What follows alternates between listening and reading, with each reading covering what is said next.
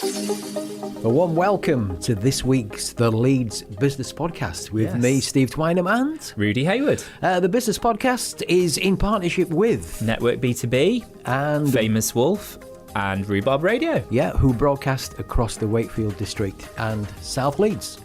Well, welcome to the Leeds Business Podcast with Steve and Rudy, and we're joined today by Chris Fordy. How are you, Chris? Wonderful, thank you very much, Steve. Yeah, another great day. Good. Welcome, Rudy. Hi there. It's good to have Chris on the show. Yes. Looking forward to asking him lots and lots of questions about how businesses can obviously thrive now we're coming out of the lockdown period. So yes, just more recent announcements this morning. Yeah. Very helpful unless you're a soft play centre, I gather, which is going to be a bit challenging. Right. Yes, soft play centres can't open yet, but you can still go and meet with people in a pub, but you can't go in a soft play centre. Yeah. But let's not go there because it's confusing. Rudy, we're going to talk later, with another tip from the Wolf Den. Yeah, absolutely. Yeah. Okay. But let's go straight into Chris. Let's go ahead, and because I know Rudy's got some interesting questions, and tell us a bit about you, and so let's go. Tell us about Chris to start with. Yeah. Yeah. I mean, I've been working as a business coach for 16 years now. Part of the Action Coach global franchise. Before that, so I've been helping businesses grow effectively for that period of time. Before that, I had my own business. I was a joint third employee in a business that we grew. 5 of us grew to 100 people, 12 million turnover. Based in Harrogate. We sold that in 2002 to Siemens, the big German engineering company. And the reason I became a coach was really primarily, we had a lot of financial success through that period. I built my part of the business around myself. So I ended up, I made the mistake of doing what many people I now work with do, built it around myself. And as the business grew, it got to a point where ultimately pulled me apart because I couldn't. I was unrealizing. I was limiting its growth by having to. I didn't do it all, but I was touching all parts of that. My part of the business. I ended up doing 100-hour weeks for pretty much 3 years solid, and it pretty much killed me. So, having gone through the successful process of selling the business, I set a goal to help as many businesses as I could grow, and we'd only known growth. The business was doing 30-40% growth every year. My own personal division was doing 300 or 400% every year. Wow. for 3 or 4 years. So growth was natural, and that wasn't the challenge. But I feel many people out there feel they've got to put their life on hold for 10 years or whatever and hope the money turns up at the end. My proposition is, I fundamentally believe this: if everyone in an organisation is enjoying it, that they're enjoying the journey, not just the destination, then we get there quicker, faster, happier, more effectively, and therefore more profitable. So that's why I became a coach, and an Action Coach was the only realistic choice for me to join, because it's had 26 years to date of helping businesses across the world grow and flourish.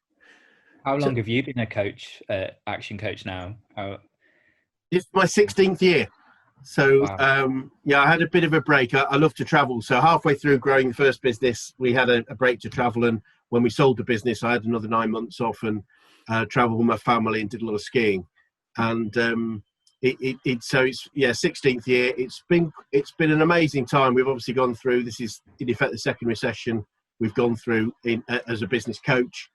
And like other business owners, we've had our challenges along the way. And personally, as a business owner as well as a business coach, I have the same fears, concerns, and various challenges that the people we help have, because we're all human beings. So, Chris, were you one of the first ones in the UK then?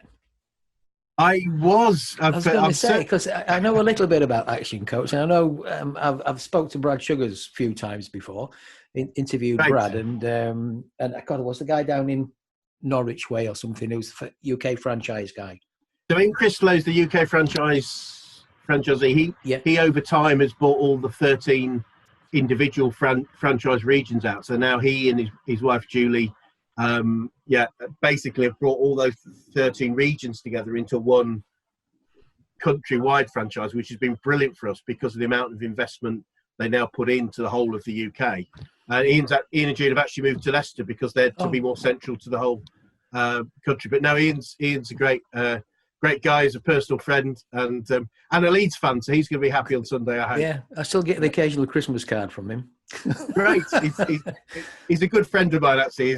We both like a lot of sports. I'm a Welsh rugby fan, so we go down to watch Wales, hopefully win quite regularly, as well as other things. So just a thing there then, from 16 years ago then, when you were one of the first, how have things changed over that time for you? You know, because coaching sometimes gets a bad press, doesn't it? You know, you get, why do I need a coach and all that? I'll get on. I mean, and I know you're from the business side, but other coaches get, you're a bit of a tree hugger because you deal with all these fluffy stuff. You know what I mean? I know it's slightly different to what you do, but how's things changed? It's really interesting, Steve. I think, firstly, as coaching has become more effectively recognised as a discipline, business coaching, and obviously Action Coach was in effect the founding of that. The downside of that is a lot of people have rebadged themselves as business coaches without actually understanding what coaching's about. Mm-hmm. The way I describe it, Steve, is both of you, is there's four key types of business support. And this is just my view, but you've got training, which is a transfer of knowledge from a one-to-one or one-to-many basis. We can educate people, and we do a bit of that. There's consulting, which a lot of people have rebadged from, which, in my opinion, again, is a consultant will either tell you what to do and let you get on with it, or do it for you. Both the things are valuable. So they'll produce a report of what needs to change, or they'll then do it for you. Valuable, has its own limitations. There's mentorship. Being a mentor is typically, for me, someone that's been where you want to go. They might be 10 years ahead of you, so often from your industry, you look to them, and they're great, again, primarily, in my opinion, for pointing out where the crocodiles and quicksand are on your journey. Yes. Yeah. But often their journey's been a convoluted path, so it's not necessarily the path you want to follow, but it's good to know where the crocodiles and quicksand is, if that makes sense. Mm-hmm. Yeah. And then finally, coaching, I think it's, we can bring all of these things in, is about helping people identify, and this is the thing I love about coaching as a differentiation from the others, is working with someone to identify where they want to get to and identifying the steps they want to take to get there. And we can bring knowledge and education in, but to create the plan. And then the key part about coaching on top of that is holding people accountable to do those things. Yeah. To get there. Because it like, without accountability, very few of us could have the discipline it takes to realise our full potential. And it's that empowering them as well, isn't it? Absolutely. I think that's the point, Steve. Some people see it as being told when it's real empowerment. I was taught on my training, funnily enough, that the word education comes from the Latin word educare, which actually means to draw out, rather than traditional education, I'd suggest, is about pushing in. Pushing in, yeah. So, I start as a coach and a business coach with the proposition that we all have within us everything we need to get where we want to go. It's just about drawing it out. Now, if we identify gaps in knowledge, then obviously we can pull in any of the 284 strategies for profit growth or the 6 steps for growing. But we've got all of that. But it's about, most of us know, and we don't want to be told, which is, I think, more the consulting route. Is if you know you need it, you might want to get told it. But other than that, ask me questions, help me get where I want to go. And that's where true coaching comes in. Yeah. And have you found that when you're, do you find that you still get a little bit of resistance when you are kind of holding business owners accountable, even though they've signed up for you to hold them accountable? Or do you still get that resistance there? Yes, occasionally. As long as we have the grown-up conversation at the start that this is what it's going to be like, then less, because it's about permission. Coaching can only be done with permission. So it is about permission. But going back actually engaging with somebody, I mean, let's be quite clear. No one ever wakes up in the morning and says, you know what, I fancy having a business coach today. That never will happen. What they want is what Andy Bounds calls afters. What they want is more profit, more time, more happiness, more safety and security. So coaching is just the mechanism that I believe is the most effective method to help people get there. But yeah, you do get that, Rudy, especially when the things they've agreed and they've actually identified they want to do, they don't like doing. Yeah. And that's okay too. But if doing that gets you closer to your purpose and your goal and the happiness that you really want to achieve, then it's our duty to push you through it. Definitely. Wow. And I've got to ask this question, Steve. Sorry, Yeah. I'm going to ask it. So this is the question. So is it true that you've made 10 business owners millionaires? No, actually, it's more than 10. It is, you've made 17 millionaires in the last 10 years. Is that true? I'm guessing that's true, right? 17 in 16 years. So I can't honestly tell you at what point things happened, but we added them up, and over the 16 years since I became a business coach, we set a goal to create and work with 100 millionaires, and over that period we've achieved 17 have achieved that status. Just so we're clear, they made themselves, we just helped. But I can list the people I work with personally, but privately I can list the people that we've worked with, and 2 or 3 often come and speak at our events about the journey they've had and the outcomes they've had. But yes is the answer, and it's a pretty cool goal to have in terms of helping and creating millionaires.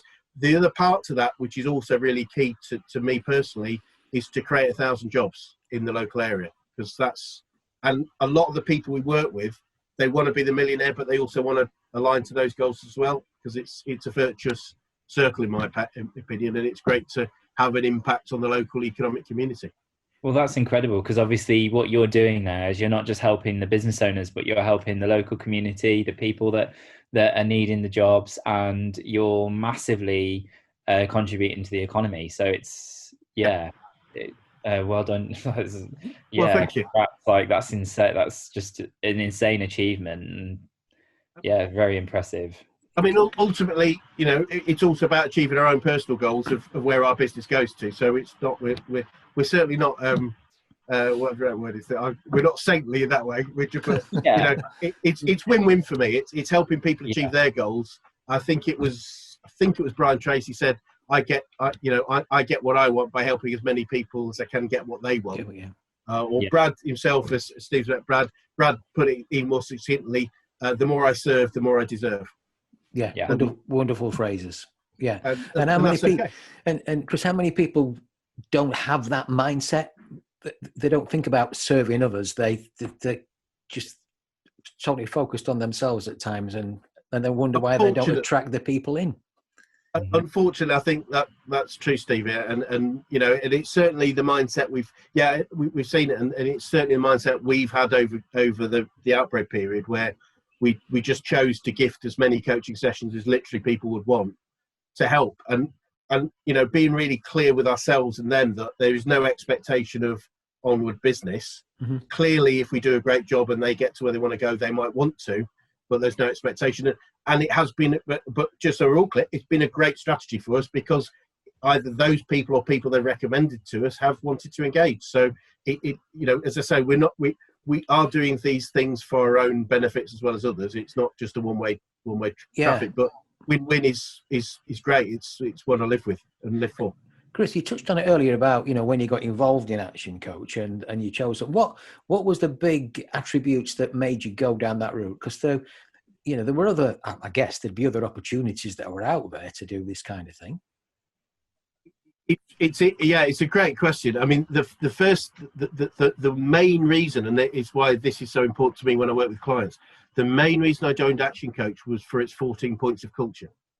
They were so powerful in terms of engaging with me personally about achievement, success, fun, consistency. They all spoke as, and to be perfectly frank, I wanted to be part of any organisation that even aspired to those points of culture, Steve. It's just so you're clear, you may have read them. If you read them, I'd love you to. They're on our website.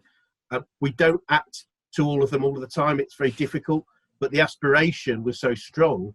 I just had to be part of the organisation. It was interesting because my previous business was software IT consultancy, And I actually had the opportunity. I was looking at another opportunity which was way more aligned to that, and I sort of could see how I could make that work, because it was almost like rinse and repeat what we'd done, but it didn't engage me emotionally like a point to culture. And the other part of joining Action Coach, which is slightly different to obviously other opportunities, was the thing I felt was, although I had a reasonable track record to trade off, significant growth, it was one vertical career, a whole load of luck. And so I thought it was a bit arrogant just to trade off my own experiences, if that makes sense. It's my challenge. But so I wanted to engage with an organisation that, as you're aware of, has been doing this. Even at that point, they'd been doing it for 10, 11 years, had proven the systems and the strategies, and add that to my passion and my experience and skills. And it's for me, it was a winning combination. Wow. Awesome. And Rudy, I know, me and you, we know one another very well. We do a fair bit of networking, and I think it's fair to say we've seen a number of businesses who I call still going through the grieving process through COVID. Yeah, absolutely. Yeah. So Chris, in terms of where we are at the minute, what kind of challenges do you think businesses are facing at the minute? What's the biggest one, do you think? The biggest one is fear. It's fear of the future, fear of the current situation, I would suggest, and it's true. I suggest of most of us, because we're business owners too. So it's emotional and mindset more than anything. There are clearly there are things like, the word pivot's been used a lot, but pivoting our business to both survive and take advantage of the new situation. Obviously, we've all stop being physical in what we do, so a lot more has gone on. We've gone online, so it's getting used to that, but also take advantage of it. Going online means, for many organizations, our marketplace has gone from being a few postcodes to a few countries, if we choose it to be.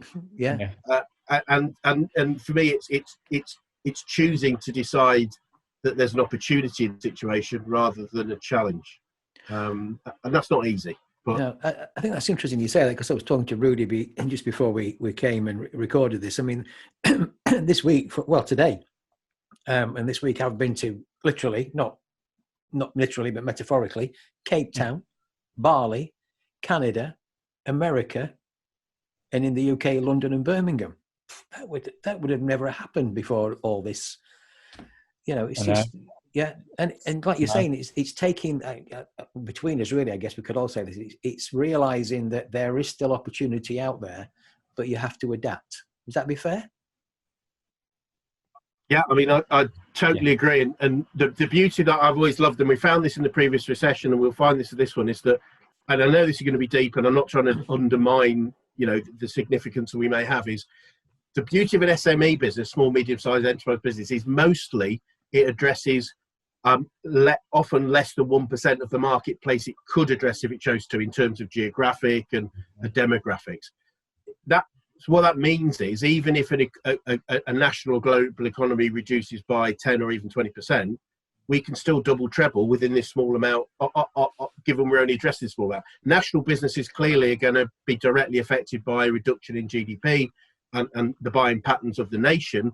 But as small businesses, we can expand and grow quite readily in this situation, as long as we adapt. So adaptability. I think Rudy and I were talking the other day that one of my favourite quotes now has become. It previously was Henry Ford's "Whether you think you can or think you can't, you're right." I think the most relevant one right now is going even further back to Darwin, that says it's not the strongest or most intelligent species that thrive. It's the ones that are most adaptable to change. Yeah, absolutely. Yeah, I think that says a lot. That says a lot. I mean, throughout the lockdown period, one of the things that we've been trying to do, not just as a podcast show, but I think individually in our own businesses, but especially us here at Famous Wolf, is trying to educate businesses to adapt to the situation.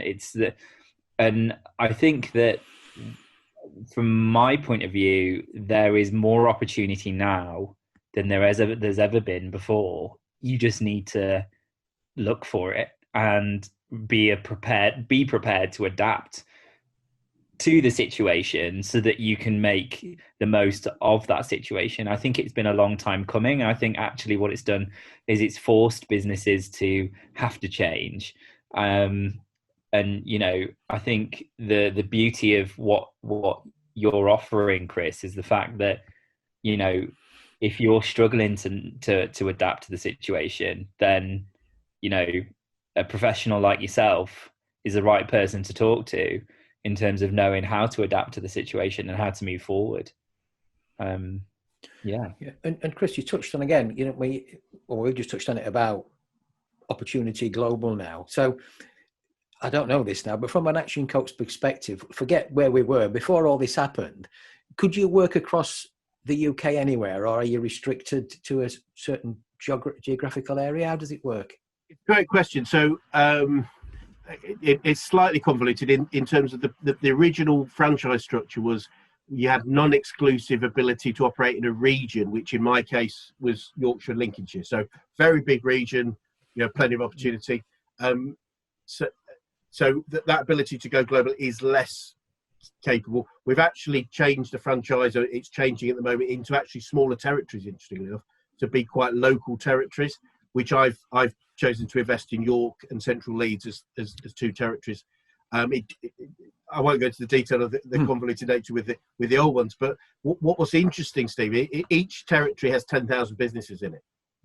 So fair few then.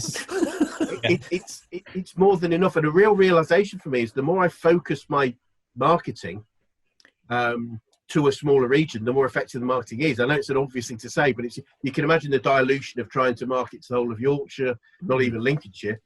And so the focus has been really effective. Yes, it does mean in that particular area, we perhaps are pivoting. We can't pivot geographically. What we have done within this period is increase our product ladder, as we call it, to allow for as many people to invest at the right level for them right now. Okay. So we go all the way down to our book club, which is reading, reviewing, and being coached on a particular book every month, and that's sort of £100 a month sort of level. So anyone could start there through the group events, the group plus a bit of one-to-one type work through to the one-to-one. So we're changing how we do. We've added our a few years ago we added our very strong guarantee of return on investment. So people can guarantee you get more money back working with us than without us. So it allows us to strengthen what we do. And so I don't feel in our particular case we have a need to go broader. But as an organisation, clearly we are. I think Action Coach is about 83 countries now. Yeah. So it's wow. But I guess, Chris, though, if but say we were talking today, and then suddenly somebody said to me from somewhere in the UK or in the world that they need some help with a coach, and I go, I know one.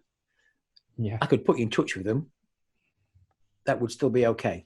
Yeah, we're allowed to take sort of inbound referral type work because that's that's common sense, because typically that person might not work with somebody if they haven't been referred, if that makes sense. So we're quite relaxed about it. It's more about active marketing in different regions. So it's the outbound type stuff that we but as I say, the benefit that we found is that we're really focused. So we've really created our strongholds in York and Leeds, and by focusing it there, our profile is being raised way more than Yorkshire. I understand that. And Rudy, I think you've got a great question for Chris, haven't you? Because you've already touched on how many people he's helped. So go for your question about what's the next steps then. What's the goal? Yeah. So what is the next steps then for you? What's the next goal for you to achieve? Well, the goal has always been, and we've had a few little ups and downs, iterations. Go figure. We're a small business like everybody else, so it's cool. Its goal is a what I would call a proper coaching firm, as opposed to an individual coach. So the goal now is to create a coaching firm of 12 coaches that will operate across those two territories. Yeah. We'll have a turnover of around £7 million. We'll have 30 people in total in the business. And I've always had a belief, and it's not necessary. This is my personal challenge. It's not true for everybody, but there are certainly great coaches. There's evidence of you don't have to have done it to be a great coach in what you're coaching. So, you know, Jose Mourinho wasn't, whether you like it or not, wasn't a particular footballer, but he's recognised as being a good coach. Yeah. But I believe in a level of we call it congruency, being congruent what we teach. So if I'm teaching people to grow their business, I feel a need to grow a complete business that can work without me. So my current goal is to create that business that will work without me over the next 2 years. Yeah. So I'm fully delegated from it. I intend to keep 5 or 6 key coaching clients because I love doing this. I don't ever want to not do it, but have demonstrate both in my business and my industry that it can be done as well as any other industry. And there aren't many coaching firms of that size in the UK, or probably not even wider than that. So it's quite a fun ride. We're well on track. It's quite a fast growth curve, but that's what we're used to doing. So why wouldn't we do it for ourselves? Absolutely. And you mentioned industry, different industries. Would you say now more than ever there's an industry that's kind of coming across more so that are kind of getting in contact with you and requesting help? Is there kind of like a prominent industry that is in need of help and have contacted you? It's a great question. I think it's more about the individuals in the business than the business itself. Clearly, some are more challenged because of the situation. So we have an SEO company, a search engine optimization company, that focus primarily on the travel industry, and they, you know, I mean, they just saw the business just nosedive. But you know, I have to say, the guy that runs it just said, right, okay, how do I take the opportunity? And he set up 3 different businesses in different areas for clients, non-travel clients he'd worked with previously, and he's building back up. So when travel comes up, I mean, that's just going to have another step change. So it's more about the type of person. Clearly, some businesses are. I think what's happened with the outbreak situation has created what psychologists call a pattern interrupt. It's interrupted the normal pattern. So whereas quite often people are resistant to the idea. I think Steve talked at the start, you both talked about, do you ever want to coach? Well, no, you probably don't. But people are more open to, okay, this is a big change. I'm interested now more about how somebody might be able to help me, either with knowledge or with some structures that I perhaps had resisted before. I think, I mean, going back to that point, there's the great story about Tiger Woods in his pomp pre some of his challenges. He got to a point he was the best golfer in the world by a mile. Nobody could touch him, and he started to decide in a level of self-arrogance, which he now recognises, that why did he need a coach? He's the best golfer in the world. They can't be better than him. Why do I need a coach? And so he sacked all his coaches, and over an 18-month period didn't want to win a major, and realised that the role of the coach is not to be better than their clients, it's to help the clients be the best they can be. Big difference. So it's what the COVID situation has done is open people's minds to the possibility of there might be a better way or a different way, and see the in a way that we've not seen before. Exactly that. I was just going to say, you know, for me, because for the listeners, by the way, Chris is actually my coach for Famous Wolf, and it's a very valid point, because you see things that you know, when you're a business owner and you're so engrossed in everything that's going on, you see the bits that maybe I won't see and that I might miss, and it's having that second pair of eyes to kind of almost oversee where you're going, to then go, oh, you might want to think about this. And could I add something to that, Rudy? Yeah. You said that it might be the bits that you don't see. It might be the bits that you don't want to see. Yeah, exactly. There's a big difference, isn't there? There's the ones that you don't see. There's the ones that you do see, but you go, I don't want to go there. Yeah. Is that fair, Chris? It definitely is, Steve. It's both. I mean, clearly, when we're up to our necks in muck and bullets, it's difficult to see, you know, where we're going. So that's true. But also, you're right. There's the element of denial of an area, and you know, we were talking earlier about the idea of Brian Tracy's book, Eat That Frog, the frog being the thing we've always procrastinated about doing because it's the big ugly thing we don't want to eat. And holding, sometimes it's holding people accountable to, look, we both agreed that doing this thing is going to help you get closer to your goal. So now my job is to hold you accountable to do it. And if you don't want to do it, that's okay, but except you're choosing not to achieve your goal. Yeah. If this gets you there, then you've got to do it or not. And it's not for me to make you do it, but it is for me to point out that you're making a choice of not moving to your goal. Chris, that brings me to another question that in terms of working with people, have you had a situation where you've been able to work with somebody? And for what reason would that be? Being unable to coach them, I think certainly there's only been interesting enough. There's been 3 that I can think of businesses where I thought actually I don't know where I can add value. And, there's only been 3 over hundreds, possibly more than hundreds now. But that when I've met them, I thought this is pretty cool business. This is you've got it made.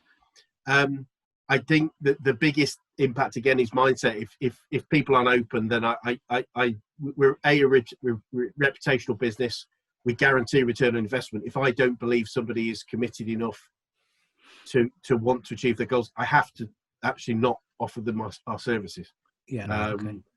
I mean, a great position now. We actually get to choose who we work with, which is nice because it's whereas obviously in most businesses when you're starting, you sort of take anything. You take any client. We've all done that, haven't we? Well, I'll tell you the funniest thing. I always say this. I said it earlier, and it always comes to mind that in sales, most people have this weird belief. We have this weird belief: a crappy prospect will suddenly become a brilliant client just because they've signed up, and yet this person is going to be a crappy client, but we still have to bring them on. And I know exactly what I'm thinking of. And there was many of them, but there's one that stands out, and it's just like. You're looking at yourself. If you could have an outer body experience, say, "Don't do it! Don't do it! It's going to be terrible." Yeah. You get the messages. Luckily, now we get to choose. Do you know what? That just reminded me of I used to work with somebody, and I was working in a business at the time, and his phrase to me was, "Steve, I'm going to give you this phrase, and I want you to remember it for the rest of your life." And I have. And the phrase was, "It's easier to give birth than raise the dead." He said, "And you are trying to raise the dead, my man."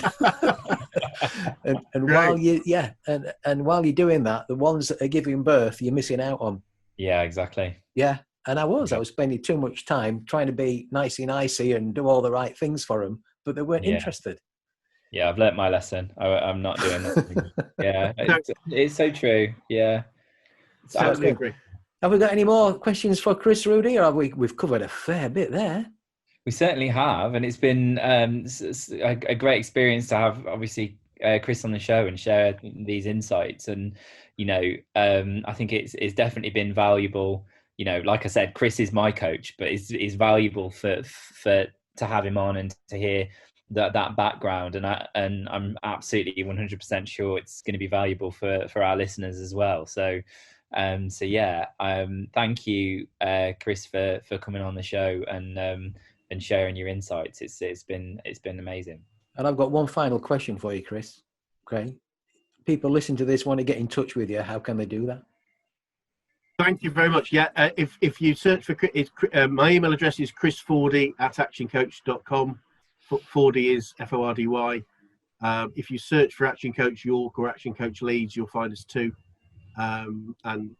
Please get in touch. The key thing right now is we're gifting as many coaching sessions as we can.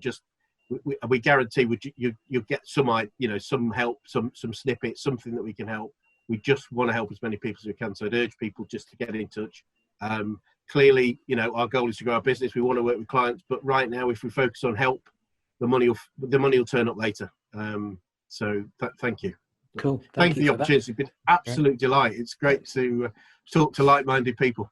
It's good fun. It's good. And stay with us because we're going to go into the wolf den. Yes. Yeah. Now this is your point here, Rudy. Now I've got a couple of questions for you today about the wolf den because I got a WhatsApp message earlier today. Okay.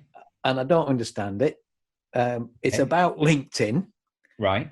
And it's something about that they've changed their algorithms, and that when somebody posts something, is to click on the post and comment on it, but use at least 7 words, I think it says, or something like that. So I think that's right. Let me just, yeah. That's right. I'm asking you to click on any member link posted and then comment more than 7 words and share if you think your own connections will like the content. So what's all that about? Right. So whoever sent you that WhatsApp message, be careful, because what they're basically suggesting for you to do is to try and hack the algorithm, right? I gathered that somewhere on the line because it said something about algorithm. Yeah. Never try and fool either LinkedIn or Facebook algorithms, because they're way too smart, right? They've been built for a reason. Now you've got to think of Facebook and LinkedIn. They're a business. Their business model is based on keeping users like me, you, and the general public using their platform. Now, LinkedIn, it was kind of last year. I did a post, kind of jumped online, did a video, and basically explained to the world that there was a new algorithm that LinkedIn had brought in. What this algorithm is that's come up recently is just another updated version of the previous algorithm. Now, what LinkedIn are wanting to do is to make the LinkedIn platform a place where people are constantly constantly having conversation. They're having conversation, they're providing value, they're becoming opinion leaders, opinion contributors, and they're networking, they're sharing, and they're networking. So if you go to the business owners that are listening, if you go to a networking event and you go to that event, you've probably heard of this term, don't sell to the room. Same thing applies when you're on social media organically, unless you're running an ad campaign, of course. Okay. But that's a different situation. We won't get into that today. But in terms of networking, LinkedIn effectively wants you to network on LinkedIn. It wants you to drive conversation. So when it says to you, when you're posting organically or you're sharing a bit of content to your connections, make sure that you're asking them for their opinion on your post. If you shared a bit of valued content, so you educated them on a specific thing that's within your industry that those business owners might not know about, or if you are commenting on a specific situation that's happening that's affecting your industry or affecting other business owners, and you're talking about it, ask the question, what do you think about this? Within your post to the rest of the community, that to drive conversation in your comments, that, and doing it because that's the right thing to do, rather than doing it to try and hack the algorithm, because the algorithm will know if you're just doing it for the sake of doing it. If you're doing it because you actually want to provide value to your community, or you actually want to drive conversation, or you've got something that's really of value that's going to help your community, and you're trying to kind of get their opinion and help them, then LinkedIn will make sure that your post is seen by many people. Okay. Because in this WhatsApp message, it also gave the impression that this person who has been posting, why he suggested this, is that he hasn't had the same kind of engagements or comments before. So, So is that because the algorithm's changed and they've done things and he's not kept up to speed with it?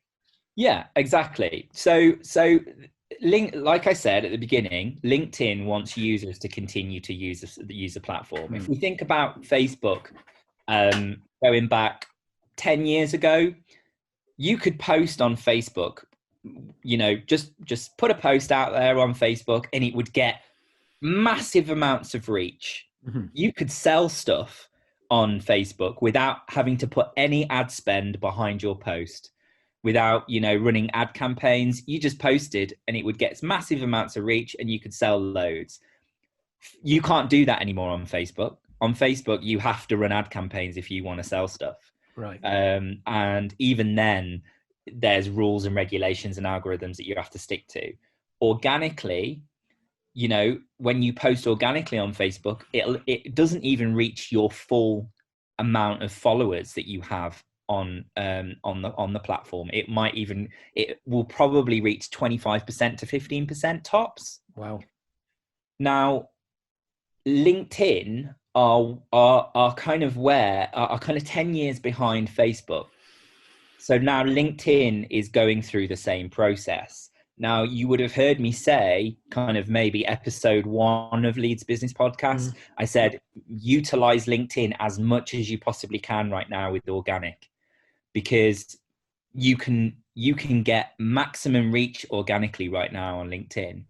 We don't know whether LinkedIn are going to become the new version of Facebook in terms of they're going to clamp down on that organic growth eventually, and it's all going to be ads. The fact that they're bringing these algorithms in makes you wonder whether that's what they're going to end up doing. However, we don't know. LinkedIn are notorious for keeping things quite quiet, whereas Facebook are quite vocal. And what I would say is if you're not getting the reach, it's because you're not playing by the algorithm's rules. Now, like I said, the user, what LinkedIn wants the users to do is to have a really good experience on LinkedIn. They don't want users to go on there and get sick and tired of being sold to. And this is the whole reason why when we've been on the Leeds Business Podcast a number of times, I've said to businesses, do not sell to your audience organically. And just to kind of put this into perspective, if you think back to the traditional, and I mean really traditional forms of marketing, so print media and newspapers, if you wanted to sell something in a newspaper, you'd have to do an advert, because a journalist would not let you sell in that editorial piece, right? You would have to kind of beg a journalist to write a piece on you, but the journalist would refuse to make it salesy. Yes. Now that's exactly the same kind of example and concept of posting organically on social media. LinkedIn do not want you to do that. They want you to drive conversation. They want you to have conversation. That doesn't mean that you can't build brand. It's if you use it as a tool to build brand and to build trust and to build kudos, then when you're running your ads, the people that you've built all that trust and built brand with, they're going to buy from you when you start running your ads. Get it. Yeah, thank you for explaining that. And I love that little bit about the newspaper and the ads. That was a nice little analogy there, Rudy. Now, before we finish, though, I've got another question for you, because I'm not letting you go that easy. No worries. Yeah. What the heck is the purpose of a LinkedIn business page? Okay. What you've got a personal page. So what is the difference? Yeah. So a link. The best way I can describe a LinkedIn business page is it's a place for you to showcase and kind of showcase who you are as a business. So that might be so imagine it like a website. So it's like your website, but on LinkedIn. Again, LinkedIn don't want you to come off LinkedIn, right? They want you to stay on LinkedIn for as long as possible. So the great idea for businesses is to provide them with an alternative version of their website, but on LinkedIn, so which is their business page. So on that business page, you can provide what you're about, what your aims and your goals are. You could even post content that is showing behind the scenes about what happens within your business, how it works. People love that transparency on social. They like to see behind the business. They like to see who the business owner is and see their personality. So I would suggest posting content like that. I would suggest posting content on your business page that's providing value, that's educating your audience again. But then what I would do is, because when you post from your business page, you won't get a massive amount of reach on LinkedIn. However, this is where it's really important to note. I'm listening. If you've got a team that are on LinkedIn, make sure you diarize like religiously at least an hour a week where you tell your team to do have a LinkedIn session where they will go onto the business page and they will share the content that you've been posting out from your business page to their connections. So is that to their personal page? So you've got a personal profile on LinkedIn, right? Say, for instance, you've got an Inspire Radio business page. Little plug for Inspire Radio there. Yeah, thank you. If you've got content that's posting out from the Inspire business page, you've got yourself, you've got your employee Joe, you've got other people that work for Inspire Radio. I would suggest that they go to the business page on LinkedIn, the Inspire Radio business page, and literally click the share button and share the content out, which will then get shared out to their connections. Got you. Because the business page is like a static body, so it doesn't go out of its way to collate connections, where your staff and yourself is active on LinkedIn. Hopefully you are having conversations, you are contributing, which leads back to the first question. And as a result, when you then start to share content about Inspire Radio or your business, those connections will then kind of respond to the content that you're posting. They'll engage with, in likewise they'll reciprocate and engage with your content, and it gets your business name out as a domino effect. Nice. Imagine it almost like I don't really like using this term, but imagine it as like a pyramid. Mm-hmm. Yeah, just spreads. It spreads. Okay. So that's a business page, and that's the use for it. Cool. I like that. That's very helpful, Rudy. But one other question then, because it said you said LinkedIn like you to stay on LinkedIn. Yeah. So if you're posting on a business page or you're posting on a LinkedIn page and you put a link to an external website, does it not like that? It doesn't mind it, but just bear in mind that there is the opportunity. If you're driving people to articles, you can actually post articles on LinkedIn. So there is the option to do that. It doesn't mind it, but just don't do it all the time. And where it will really not like it is if you're just blatantly selling to your audience and you're driving them to your website on LinkedIn to sell them something. And I'm talking about organically, folks that are listening. I'm talking about organically. If you're running ad campaigns on LinkedIn, which you can do, just like you can run ad campaigns on Facebook, that rule doesn't apply because you're paying LinkedIn for that service at that point.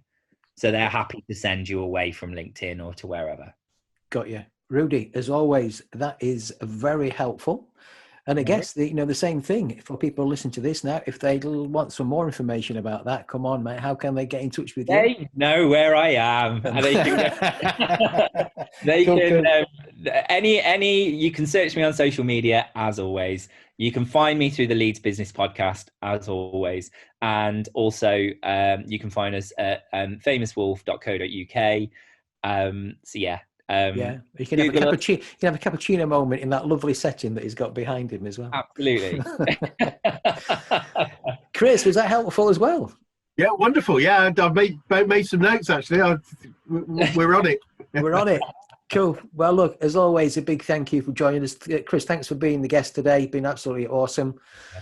Thanks again, Rudy. And we'll be back again shortly with another podcast. Yeah, we will. Next podcast will be at the beginning of August.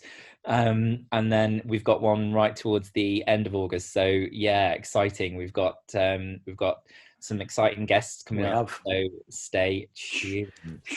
Say no more. No. Say no more. Have a great day. Whatever you're doing for the rest of the day. Thank you. Thanks, folks. Take care. Bye.